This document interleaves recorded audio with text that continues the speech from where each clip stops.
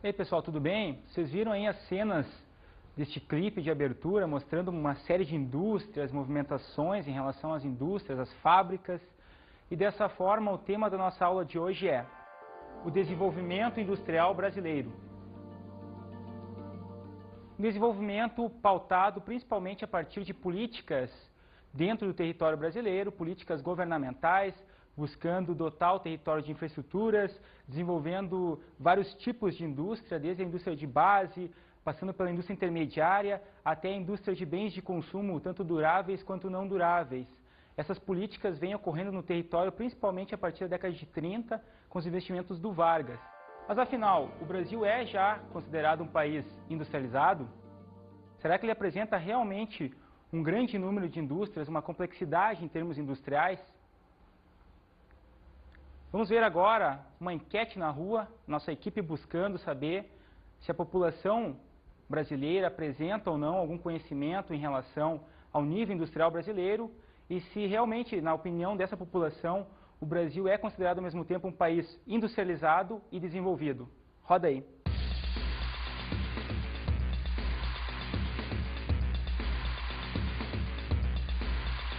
Você acha que o Brasil pode ser considerado industrializado e desenvolvido ao mesmo tempo? Não, de forma alguma. Não é industrializado porque depende de muitas matérias-primas do exterior. E não é desenvolvido porque depende muito do capital estrangeiro. Ele é industrializado e está em processo de desenvolvimento, porque o desenvolvimento ainda não chegou. No Brasil ainda é um país de terceiro mundo. Precisamos de muita tecnologia e capital para desenvolver investimentos. Investimentos em cima da área tecnológica. Porque matéria-prima se dispõe, parque industrial se tem, material humano se tem, falta tecnologia, que isso é caro.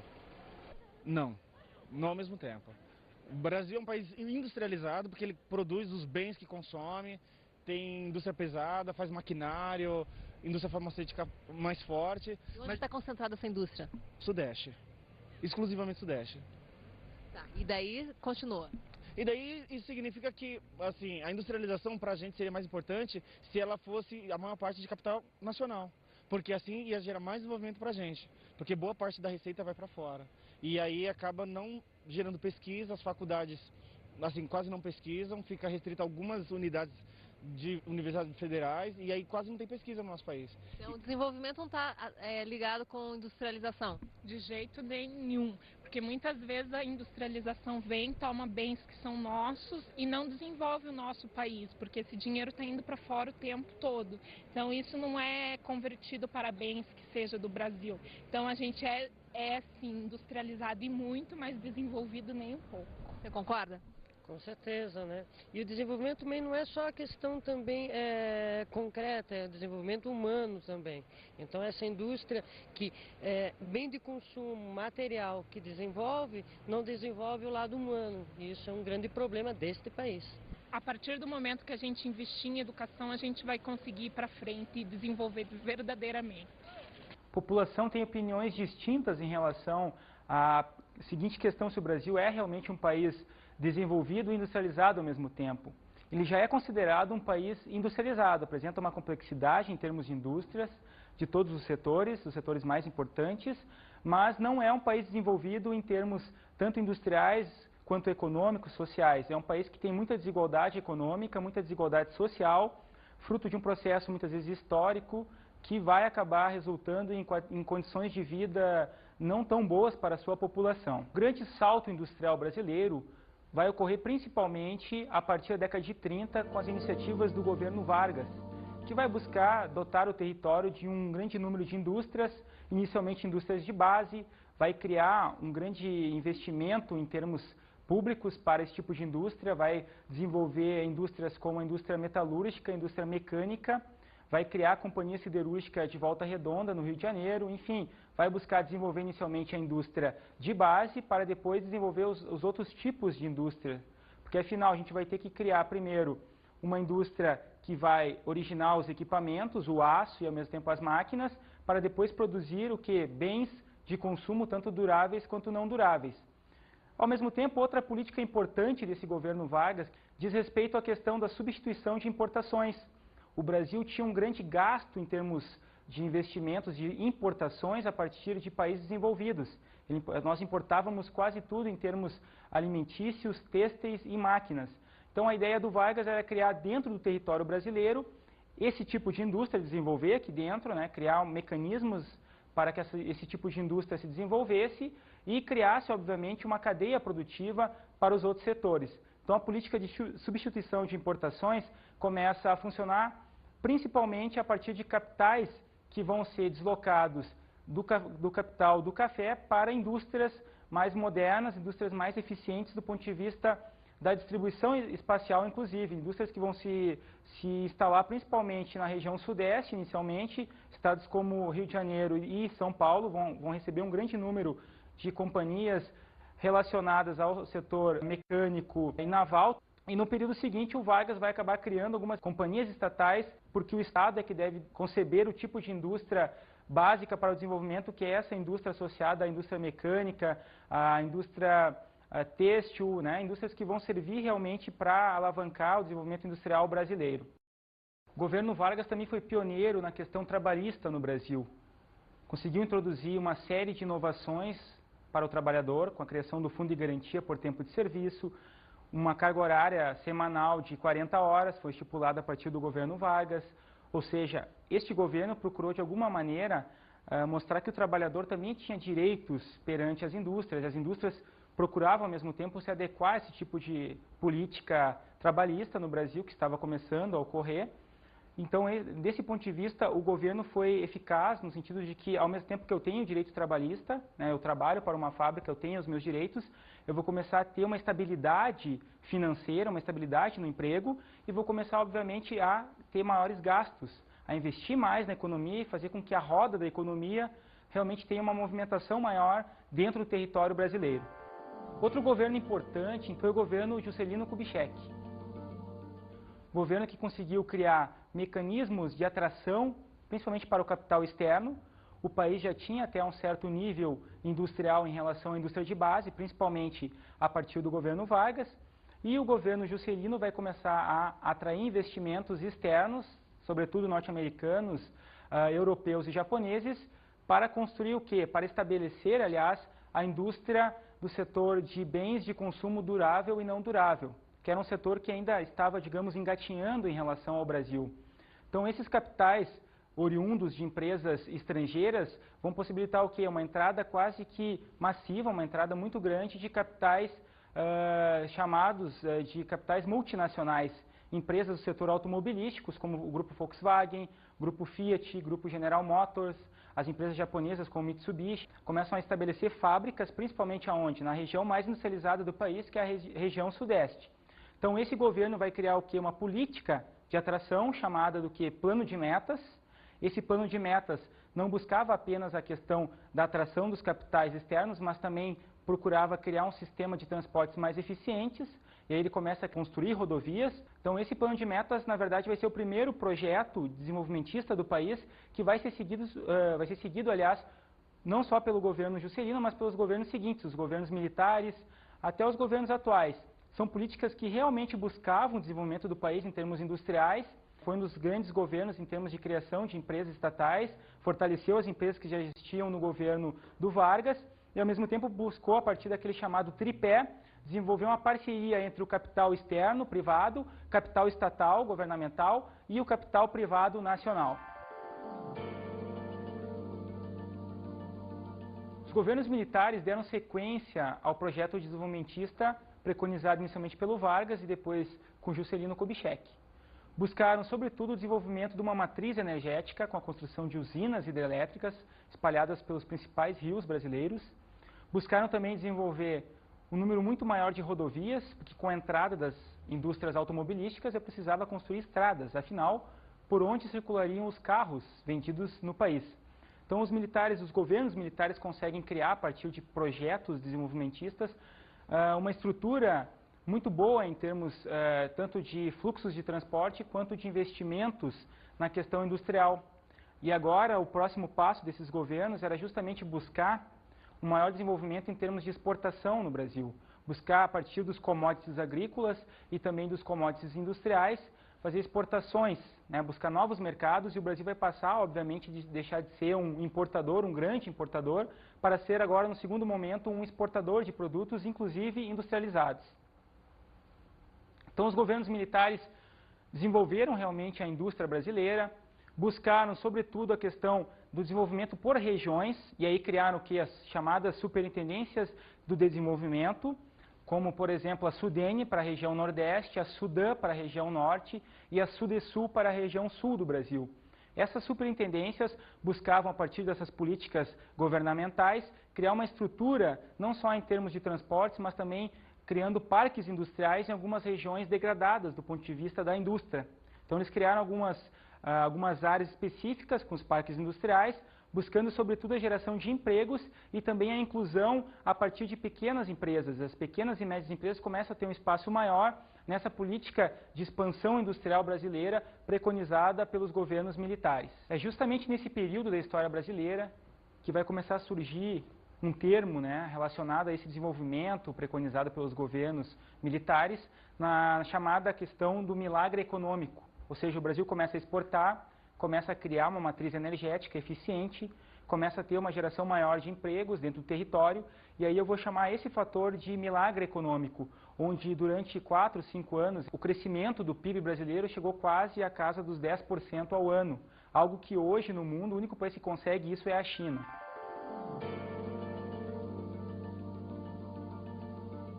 Na década de 80, o Brasil passa por um processo industrial recessivo, ou seja, eu começo a ter uma redução, principalmente em função da mudança tecnológica. Boa parte das indústrias dos países desenvolvidos começam a se instalar aqui no país. Só que ao mesmo tempo eu vou ter o quê? Eu vou ter diferenças tecnológicas dentro de um mesmo setor industrial. Aquelas indústrias que não conseguem acompanhar a evolução industrial das demais acabam de alguma maneira fechando ou tendo que se adequar ou readequar às novas tecnologias, aos novos métodos de trabalho. Dessa forma, eu vou ter, justamente nessa década de 80, um período conhecido como década perdida, porque o Brasil não conseguia mais investir tanto em matriz tecnológica. Eu vou ter, ao mesmo tempo, também um processo de sucateamento de algumas empresas, algumas indústrias, inclusive estatais. Eu vou ter também, na sequência, um processo de arroxo salarial, ou seja, o governo e mesmo as indústrias não conseguem mais pagar os salários, digamos, tão condizentes quanto os períodos anteriores, em termos de valor real do salário, o poder de compra real do salário para a população, e esses fatores vão realmente mostrar que o país não vai mais ter aquele crescimento como ocorreu na época do milagre, de 10% ao ano, por exemplo. É justamente o momento em que o país começa a mudar muito as suas moedas, várias moedas em menos de uma década. Isso vai ter um impacto muito grande não só na questão do trabalho, mas na questão do desenvolvimento industrial brasileiro para as décadas seguintes.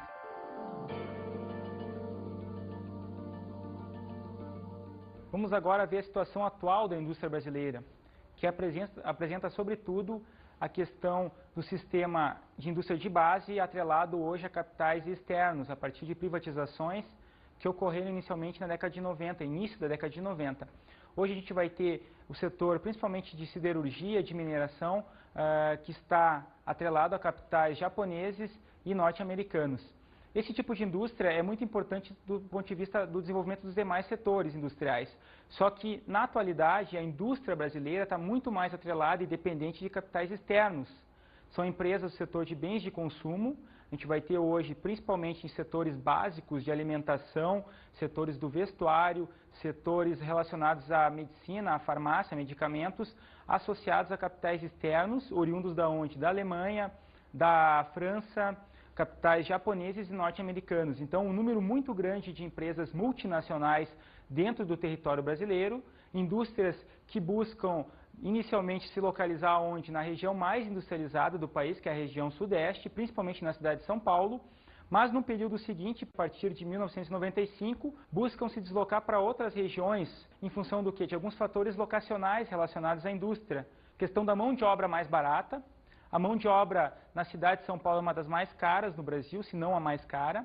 Ao mesmo tempo, eu vou ter em outras regiões, como por exemplo na região sul do Brasil, uma mão de obra qualificada e que ganha muito menos até em relação à cidade de São Paulo, ao estado de São Paulo. Então, algumas dessas indústrias vão acabar se deslocando, colocando filiais na região sul do país. Mas e as demais regiões, como ficaram na questão industrial?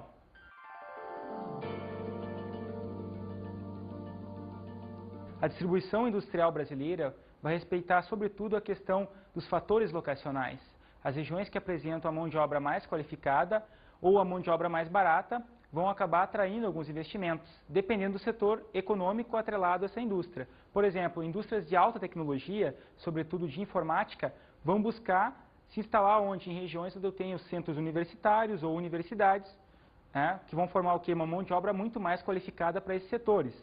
Já em relação a indústrias que não utilizam tanta tecnologia, eu vou acabar buscando sempre o fator locacional mão de obra barata e abundante. Então a gente vai ter hoje no estabelecimento industrial brasileiro uma mão de obra, um chamado exército de mão de obra de reserva muito abundante, ganhando salários irrisórios em relação ao setor industrial.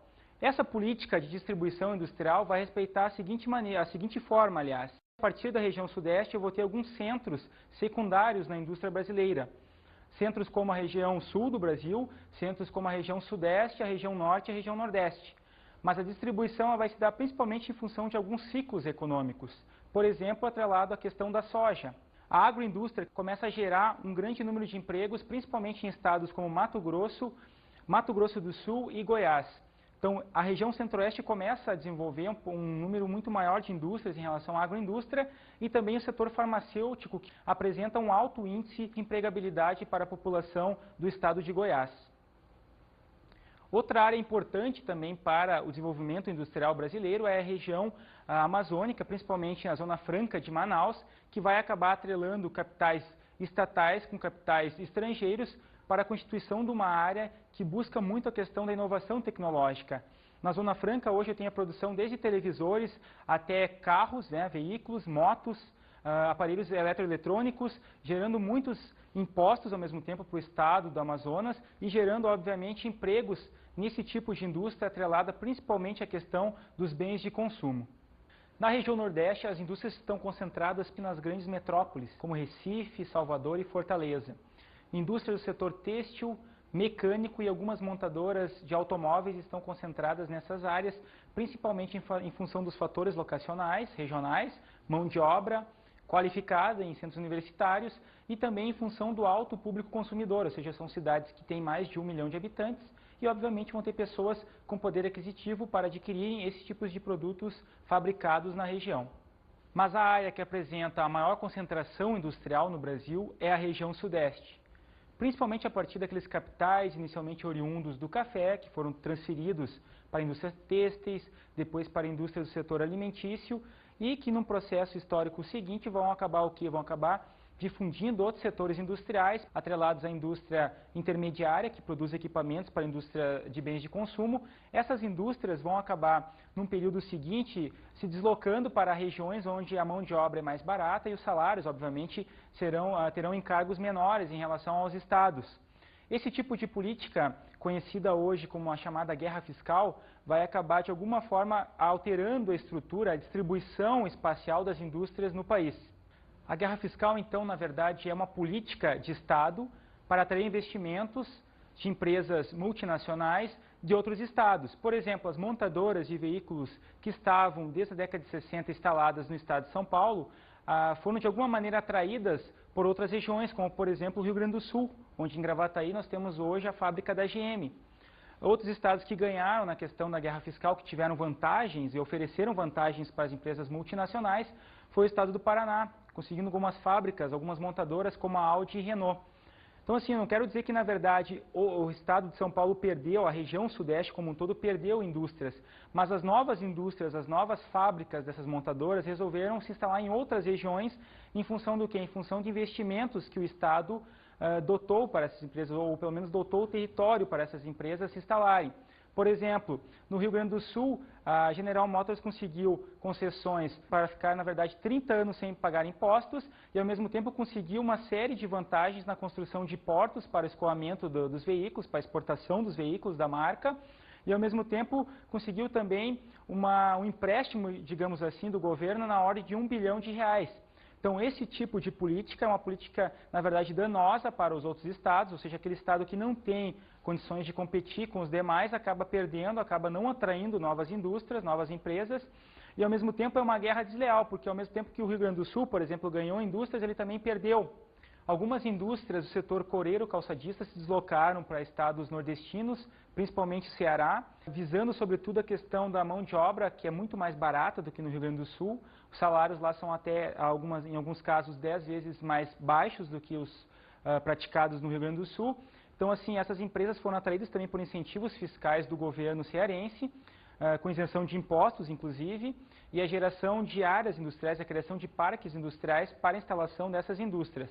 Outro tipo de indústria que também acabou migrando dos estados da região sul, principalmente Rio Grande do Sul, foi a indústria associada ao vinho, as vitiviniculturas. As empresas do setor de vinho acabaram se deslocando para o Nordeste em função de alguns investimentos estatais, principalmente nos estados de Pernambuco e Bahia, que acabaram atraindo essas empresas com novos incentivos dentro da chamada guerra fiscal, que hoje é uma prática já até grande em termos de disputas, ou seja, os estados estão cada vez mais fazendo propagandas, inclusive na mídia, para atrair novas empresas, novos investimentos, tanto empresas estrangeiras quanto empresas nacionais.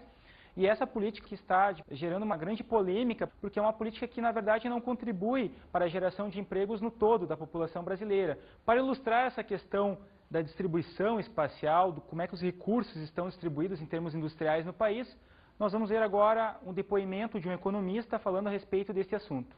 Esse período, né, de 1990, a gente também pode caracterizar como um período de deslocalização regional, ou seja, nós conceituamos em economia como uma concentração regional quando os investimentos ficam muito centrados em um determinado local.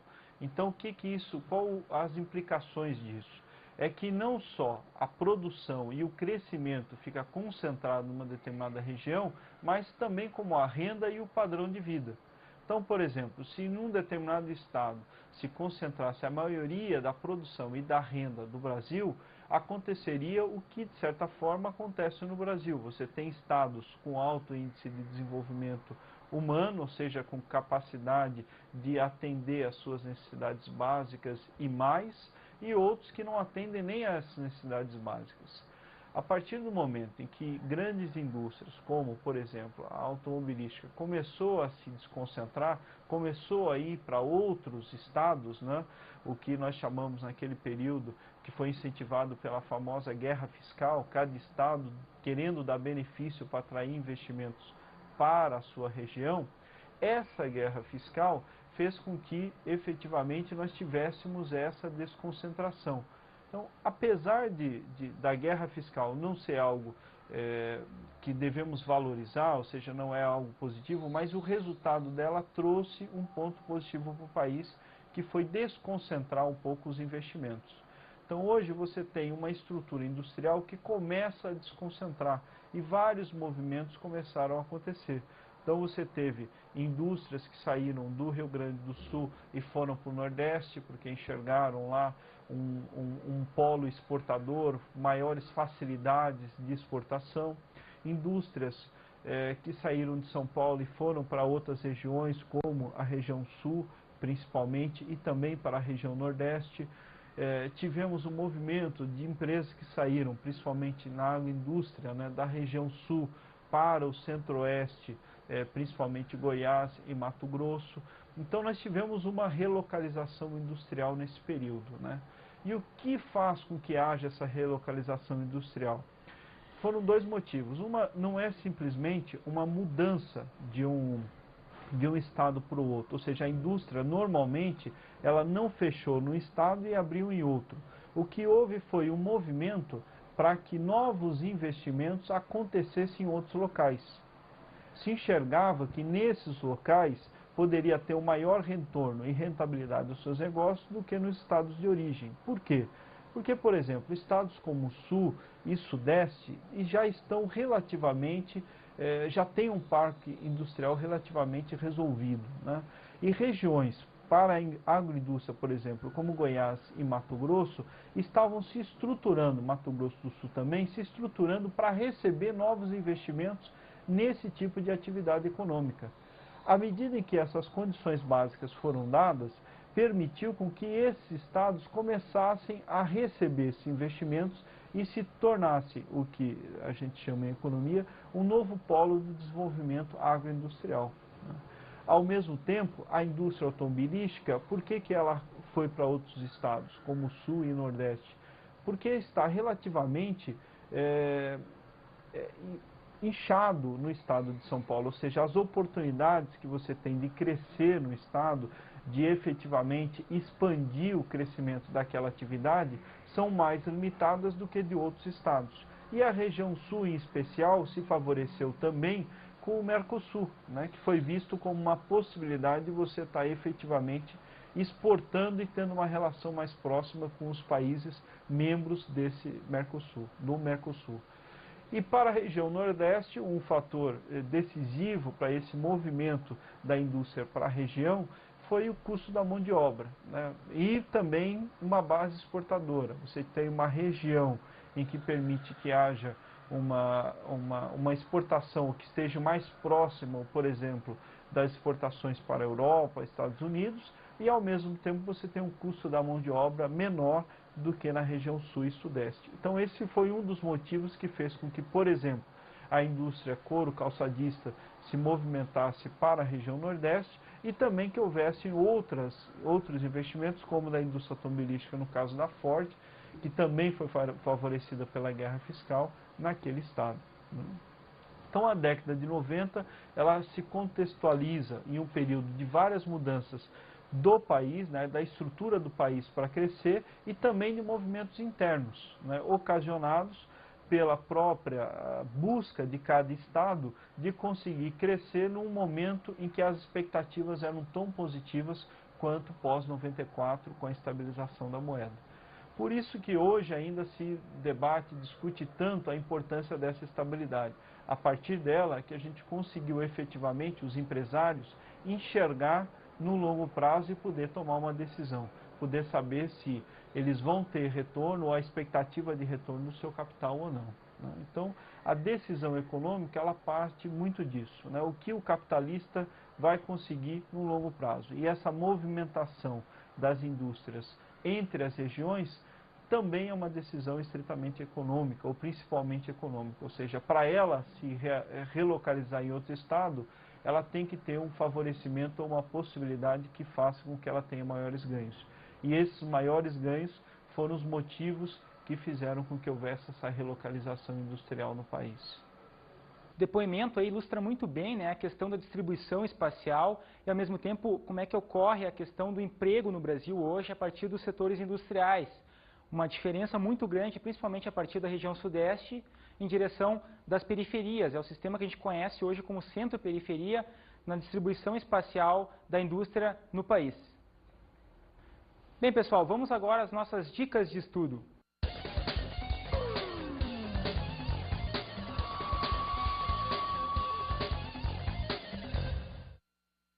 Bem, pessoal, uma dica de estudo importante aí para reforçar a questão industrial, não só no Brasil, mas em vários países, aí o mesmo modelo industrial aplicado, é o filme Tempos Modernos, com Chaplin, que vai buscar aí ressaltar mais ou menos a questão do Fordismo, um modelo industrial aplicado nos Estados Unidos inicialmente, e que depois chega ao país, chega ao Brasil, e vai mostrar muito bem como é que é a questão da indústria, onde a divisão da linha de montagem, cada funcionário tem uma função específica, cada funcionário tem uma atribuição e tem já um salário também, a gente começar a ter o período de assalariamento no país.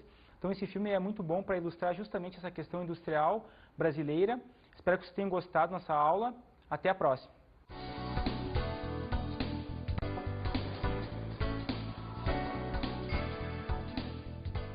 Na aula de hoje estudamos o desenvolvimento industrial brasileiro. Calcado principalmente a partir de capitais oriundos de produtos agrícolas, como o café, por exemplo, que passa a desenvolver vários setores industriais, desde o setor da indústria de base até o setor de bens de consumo, e que vai, no período seguinte, desenvolver o país em termos industriais. Hoje o Brasil é considerado uma nação industrializada, por mais que essa industrialização seja uma industrialização considerada tardia. Até a próxima aula.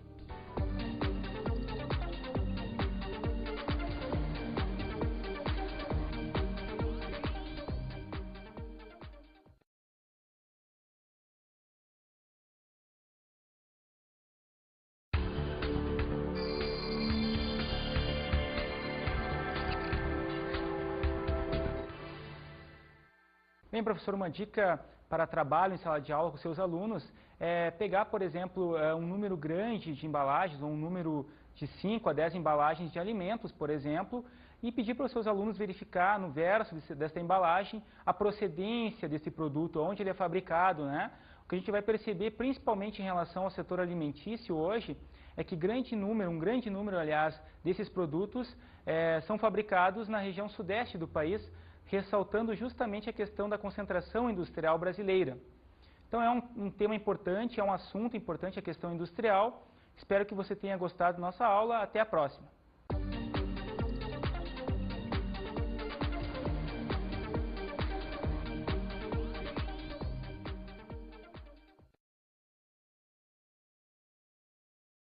Complexidade em termos industriais. Vamos ver agora uma enquete na rua, nossa equipe buscando saber se a população brasileira apresenta ou não algum conhecimento em relação ao nível industrial brasileiro e se realmente, na opinião dessa população, o Brasil é considerado ao mesmo tempo um país industrializado e desenvolvido. Roda aí.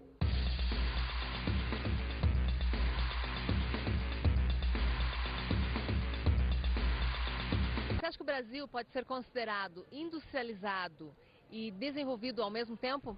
Não, de forma alguma. Industrial brasileiro. Desenvolvimento pautado principalmente a partir de políticas dentro do território brasileiro, políticas governamentais, buscando dotar o território de infraestruturas, desenvolvendo vários tipos de indústria, desde a indústria de base, passando pela indústria intermediária, até a indústria de bens de consumo, tanto duráveis quanto não duráveis. Essas políticas vêm ocorrendo no território principalmente a partir da década de 30, com os investimentos do Vargas. Mas afinal, o Brasil é já considerado um país industrializado? Será que ele apresenta realmente um grande número de indústrias, uma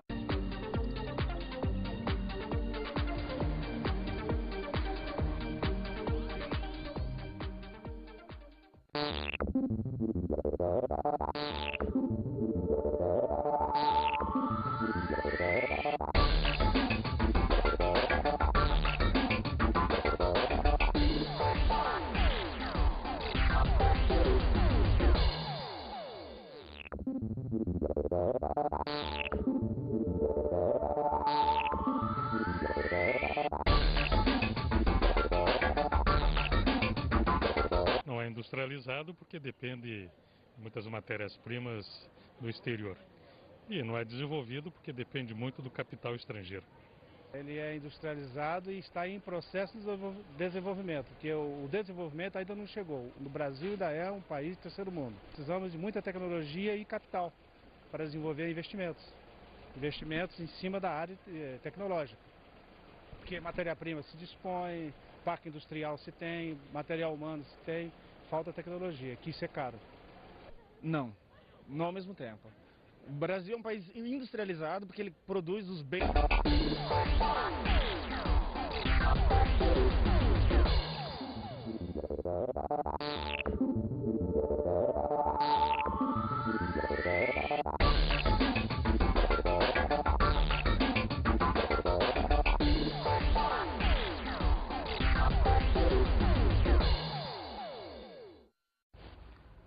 E aí pessoal, tudo bem? Vocês viram aí as cenas deste clipe de abertura mostrando uma série de indústrias, movimentações em relação às indústrias, às fábricas. E dessa forma o tema da nossa aula de hoje é o desenvolvimento